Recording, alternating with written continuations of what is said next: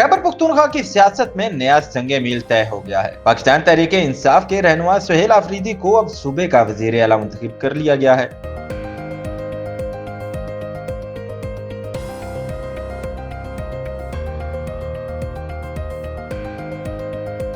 Suhail Afridi PK-70 Khyber 2 से सूबाई assembly के रुकन है और वो 29 फरवरी 2024 से ये निश्चित संभाले हुए हैं। इसका पस मंजर नौजवान, तालीम याफ्ता और सियासी सरगर्मियों से भरपूर है। PTI ने इनका नाम इस ओहदे के लिए पार्टी के बानी इमरान खान की मंजूरी से तजवीज किया, जबकि पहले के वजीर आला अली अमीन गंडापुर ने हल्फ बर्दारी से कबल ही इस्तीफा दे दिया है। इस तरह उन्होंने एक मजबूत अक्सरियत के साथ वजीर आला का ओहदा संभाला। इनकी सरबराही से PTI का सूबे पर कंट्रोल मजीद मुस्तहकम होता नजर आता है और सियासी माहिरीन का कहना है कि इनकी नौजवान क़यादत और तवानाई इस सूबे के लिए तब्दीली का बायस बन सकती है।